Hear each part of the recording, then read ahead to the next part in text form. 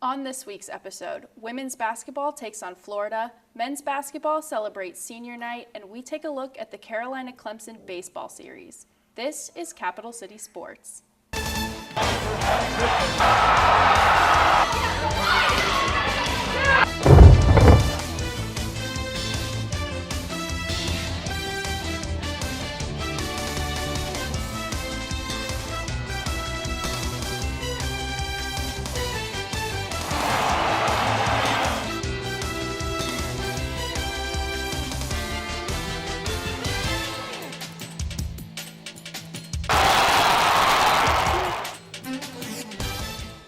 Hello and welcome to this week's episode of Capital City Sports. My name is Alyssa Lang. Women's basketball took on Florida at the CLA this past weekend. Let's send it to Aisha Marshall to check out the highlight. Gamecock fans gathered together on Sunday afternoon to watch the women's basketball team take on the Florida Gators, which for some players was their last home game.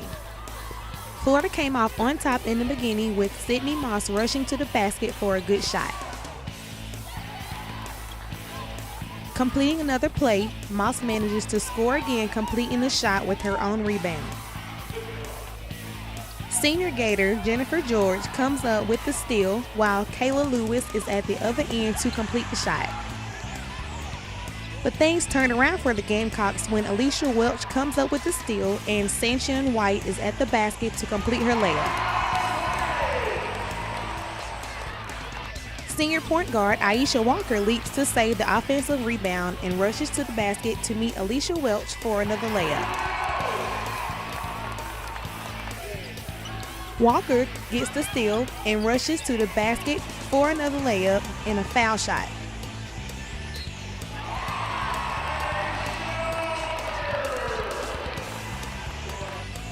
Walker gets a nice cross-up in and scores a layup, giving the Gamecocks a lead.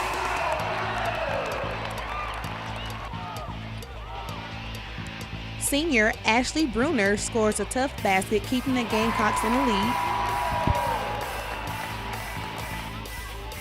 Coming out of halftime, Bruner once again scores a nice basket. Aisha Walker meets sophomore Elam Evium at the basket to complete her layup. Near the end, the Florida Gators tried to bring up their lead by Kayla Lewis scoring a layup and January Miller scoring a nice three-pointer from the side.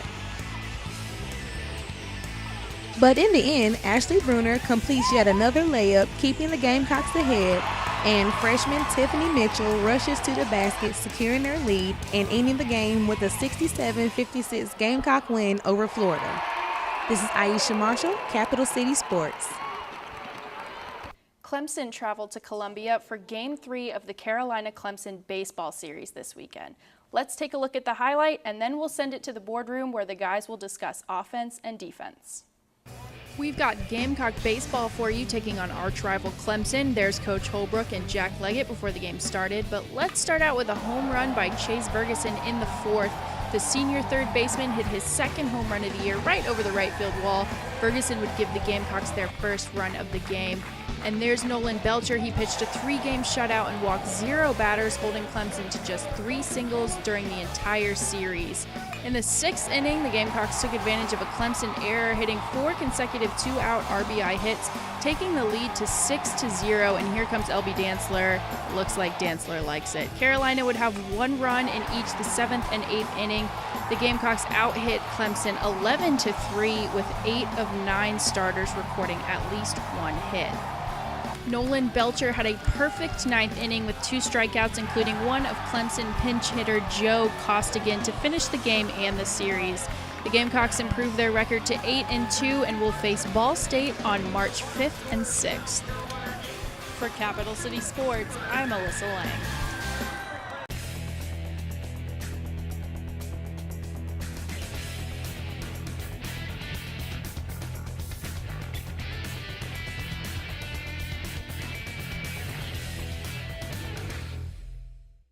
Hello and welcome into the boardroom. I'm Pat Cloney, joined by our always trusty baseball analyst, Zach Brown. Zach, we're here to talk about the ever-prevalent Clemson series, which occurred last weekend. We'll start with Game 1, where Carolina went to Clemson and defeated the Tigers 6-0. Zach, the first thing you think about when you think of a shutout is a clean defensive performance, and that's exactly what Carolina was able to do. Talk about this. We did play clean defensively. Carolina-Clemson is arguably the largest you can get on the college baseball stage. People come from miles around to see these teams square off, and they did this past weekend. The Gamecocks came out this weekend, Friday night game at Doug Kingsmore Stadium, came into Clemson's house. I wasn't really confident about how we do that game, but we played clean defensively. It's always good to back up your pitching staff, for the pitcher to be confident and know that he can pound the zone, and his players behind him are not going to make any errors, get the outs when they can. That's a confident way to start the baseball series. We played clean defensively, no errors, no runs for the Clemson team, a good offensive, young team. Didn't allow any runs, great game. And now we can't really say the same thing about Clemson. One of the big things Carolina was able to do offensively in Game 1 was capitalize on Clemson mistakes. Zach, talk a little bit about these Clemson mistakes. We've mentioned before that for the Gamecocks to be successful this season, they will have to capitalize when they can. Only 5 hits this game by the Gamecocks, 6 runs though. None of them were home runs, triples, bases clearing, extra base hits, just singles here and there spread throughout the lineup. What we did do well is we kept hitting the ball hard, squaring it up, spraying it around the field. Eventually in baseball, if you square the ball up, you're going to meet with success, whether that be in the form of base hits or the opposing team simply making errors. Late in the game, 6th, 7th inning, that's what happened. Clemson started making some errors. We brought some runs across the plate, was able to put up a 6-0 spot on the Clemson Tigers. And one thing we did notice about the Carolina offense this series as well was that the hits were dispersed throughout the lineup. No one player really had a huge game offensively in Game 1. But Zach, tell us how dispersing those hits really is the key to beating a Clemson team. The Clemson baseball team is always a great team, and the aspect of the rivalry just makes it even harder to beat them. They're a great team, young, they're not going to give you a whole lot of room to work with. However, if we can have hits throughout the lineup, that's going to be great for the Gamecocks, really against any team, and that's what's going to be able to scratch some runs across the board. You mentioned that no one really had a standout performance at the plate, and that may be true as far as hits go. However, leadoff hitter, left fielder, Tallahassee Community College transfer Graham Psycho acted truly as a leadoff hitter in this game. Was on base 3 out of the 4 times that he went to the plate. That's great. 2 of them were walks, but as a leadoff hitter, you got to have that guy on base however you can get him there. And in baseball, in the beginning of the inning, getting the first guy on base could be the beginning of a great inning, or getting the guy out could be the beginning of a quick end to the inning. So having Psycho on base was really effective for the Gamecocks. Now we move on to Game 2 of the Clemson series, which took place in Greenville, South Carolina. This time, Clemson defeated the Gamecocks 6-3. One thing we noticed from this game was that although Carolina's defense still remained strong, Zach, Clemson was able to put together some big hits. Talk a little bit about their offensive success. That's right. Clemson is a very young team. They lost some firepower from last season, specifically Richie Schaefer, the always dynamic third baseman that Clemson had last season. However, the freshmen have proved that Clemson will be good for years to come. Had a great performance offensively against the Gamecocks on Saturday. Steven Duggar, the freshman right fielder, had 2 hits for the Tigers and proved that, like I said, they will be good in years to come. South Carolina still played clean defensively, no errors, but the fact of the matter is, when the opposing team puts up 11 hits, it's going to be hard to beat them. So, played clean defensively. It wasn't our day as far as pitching goes, but we'll get to that later. Now we mentioned that although Carolina did suffer the loss, they had some big positives offensively. One was in the 6th inning, back-to-back home runs by Max Schrock and LB Dantzler. Zach, we'll start with Schrock. It is incredible to see him get his first home run in a Carolina uniform against arch-rival Clemson. Talk to me a little bit about Schrock and then Dantzler's tape measure shot. That's right. The Gamecocks had more of an offensive true showing on Saturday as opposed to the first game Friday. Put up 2 more hits on Saturday than Friday, but This time, unlike the first game in the series, Clemson didn't budge an inch as far as errors were concerned. No errors on the side of the Clemson Tigers. We had 7 hits, but we couldn't string them together for any real offensive production. Like you said, Schrock and Dantzler went back-to-back with 2 absolute moonshots. Schrock, like you said, first home run in a Gamecock uniform against the arch-rival Clemson Tigers. Always good to see that. We hope that he continues with those power hits. Dantzler, always fearful at the plate, and his shot was incredible. Bring out the tape measure. That was a rocket. Good to see from those 2 players. Also, another player that had a day, Dante Rosenberg, backup catcher to sophomore Grayson Griner. He proved that day that he is a very viable option as a backup, offensively as catcher. Coming in, roping the ball, had 2 hits for the Gamecocks. Good to see that in case Griner gets hurt later on in the season. And finally, we'll take a look at Game 3 in this series, which was back at Carolina Stadium. The Gamecocks defeated Clemson by a score of 8-0. Again, we saw a pretty solid defensive performance by the Gamecocks in this one, but not as solid as in Game 1. Carolina made 2 errors in this game. Zach, explain to me why these errors were not very costly for the Gamecocks. The Gamecocks did make 2 errors in this game. However, we had a very clutch performance on the mound by Nolan Belcher. Got out of a couple of jams. One of the errors was a foul ball that was dropped by Joey Pancake. 2 pitches later, a pop-up to Chase Ferguson at third base got the guy. However, the other error led to a bases-loaded situation with less than 2 outs for the Clemson Tigers. However, Nolan Belcher was able to come through in the clutch, get himself out of a jam. Gamecocks were not hurt by the errors. Now, offensively for the Gamecocks in this game, we saw 11 hits scattered through 8 of the 9 starting batters. An amazing offensive performance. Zach, talk to me about a few key contributors in this game. That's right, the Gamecocks had a stellar performance at the plate, and the standing room only atmosphere enjoyed every minute of it. A couple key players for the Gamecocks: Chase Ferguson, 2-hit game. Grayson Griner and Connor Bright in right field, same thing. Connor Bright, interestingly enough, playing right field over TJ Costin. Could be a viable option as a backup or even a replacement for TJ Costin, who's been struggling both offensively and defensively. It's good that there's competition at a position. It will bring out the best in both the players. So look for Connor Bright maybe to get a little bit more playing time. Chase Ferguson, as I said, multiple hit game, great day for him at the plate. He was squaring some balls up, came through with a big home run for the Gamecocks. Ferguson this season has been displaying a little bit more power than we expected him to at the beginning of the season, which is good because Ferguson, as a senior, has been in those tense situations with former teams before. He knows what it's like. The nerves won't affect him as much as maybe some of the freshmen on the team, and he'll be a key contributor in games that we really need him to come through in the clutch. Look for Ferguson, Griner, and Bright to make performances in the future. An amazing offensive performance and defensive performance for Carolina in a majority of this series. We hope that continues throughout the rest of the season. Don't go anywhere. We'll be right back to break down the pitching from the Clemson series. This is The Boardroom.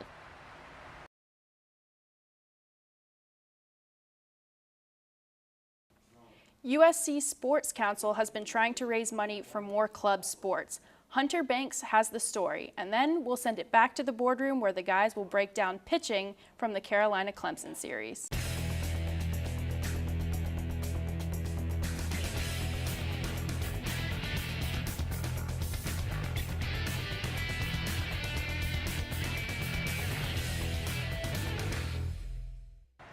Hello and welcome back into the boardroom. I'm Pat Cloney, joined again by Zach Brown. We're here to break down the Carolina pitching performance from the Clemson series this weekend. Zach, we'll start with Game 1, where Carolina defeated Clemson by a score of 6-0, as we mentioned earlier. Jordan Montgomery, the ace of the Carolina pitching staff, took the mound for them in that game, and he had a day. Zach, talk to me a little bit about how Jordan Montgomery performed. Montgomery was absolutely amazing on the hill in the first game of the Carolina-Clemson series this weekend.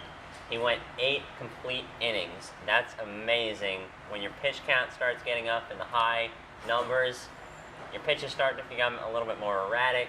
Typically, the offense is able to pound you around the field. However, Jordan Montgomery went 8 innings. He struck out 9 batters, averaging over a strikeout an inning, allowed 3 hits and walked 2 batters, but still, 8 innings, no earned runs, no runs whatsoever, struck out 9. Great performance by Gamecock ace Jordan Montgomery in Game 1 of the series.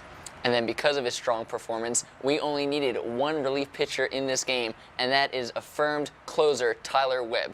Zach, Webb had another excellent outing in the 9th inning of this game. Talk about that a little bit. Tyler Webb was absolutely nails out of the bullpen. As a closer, you don't really come in for a whole lot, but Webb, for the inning that he did come in, was lights out. Struck out the side, didn't even give a bit of daylight to the Clemson Tigers. Affirmed that he was closer for the Gamecocks. Look for him to be amazing in the future for the Gamecocks. Now, the Game 2 starter in this series for the Gamecocks was Colby Holmes, who didn't exactly have his best stuff in this game. Zach, the Game 2 starter for Carolina might be still up in the air after this one. Talk a little bit about why that is. Holmes has proved once again that he is not the most consistent when he hits the bump for any baseball game. This weekend, he didn't have it. He was erratic, hit a batter, had a wild pitch, gave up 8 hits, 5 runs, all of them earned. Didn't strike out a whole lot, went 4 2/3 innings. Not a really great performance by a starter. You'd like your starter to go longer. Like I said, he was erratic, and anytime your pitcher in a Division I baseball game is not absolutely amazing on the hill, you might be in for a little bit of trouble, as was evidenced by Game 2 of the Carolina-Clemson series this weekend. Holmes, while a great pitcher in my opinion, may need a little bit more honing of his skills, get the fine-tuning down a little bit better before he is a consistent Saturday starter for the Gamecocks. If the Gamecocks are looking for a consistent number 2 starter, a guy who might be a potential candidate is the man who took over for Holmes in this game in the 4th inning. Adam Westmoreland had a solid performance in this game. Zach, talk to me a little bit about this. Westmoreland came in to relieve Colby Holmes, went 4 1/3, great as a relief pitcher, struck out 7, gave up 1 run that was not earned, so not his fault, 0 walks, only 3 hits. Great performance by Adam Westmoreland. Westmoreland was great early on in his career for the Gamecocks, but kind of fell off the radar a little bit in the recent years. However, the fact that he's proven that he's come back to the stage as a very viable option as a pitcher, either relief or starter for the Gamecocks, is great to see. Look for Westmoreland to get a little bit more PT in the games to come. And we move now to Game 3 of this series, where Carolina had another solid starting performance from the southpaw out of left field, Nolan Belcher. He's been having a great start to this season. Zach, talk a little bit about Belcher's performance in Game 3. He was stellar. Nolan Belcher, while he may get a little bit of flack from his teammate for his short stature, proves what he needs to on the baseball field. When it comes to baseball, when he hits the diamond and stands on that hill, he is lights out. Game 3 of this series was in Carolina Stadium, and the Gamecock fans could not have asked for a better pitching performance by their team. He went a complete game shutout, allowing no runs, gave up 3 hits, walked 0 Clemson Tigers, and struck out 7. To go a complete game is evidence enough of stamina of an Iron Man, but to have a performance like that is even better. Nolan Belcher, we applaud you. A solid pitching performance all around for the Gamecocks this series. We hope that that continues coming into next weekend's series, which, speaking of which, we'll be back later to preview the Rider Series and talk a little bit about the Gamecocks' performance against Ball State in a midweek 2-game series. This is The Boardroom.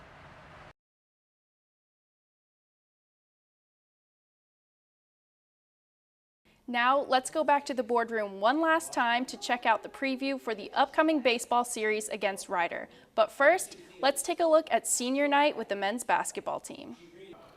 It was senior night for the men's basketball team at the CLA for their last home game of the season against Mississippi State. Honored during the ceremony were team managers Josh King and Bubba Wright.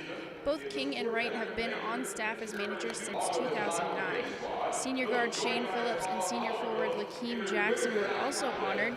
Jackson entering senior night with a career 749 points and 557 rebounds. Jackson has led or shared the team lead in scoring 6 times during his career and has posted 4 career double-doubles. And there are all the 2013 seniors with coach Frank Martin. But after the celebration, there was still a game to play. The Gamecocks were able to come out victorious over Mississippi State with a score of 79-72. Alyssa Lang, Capital City Sports.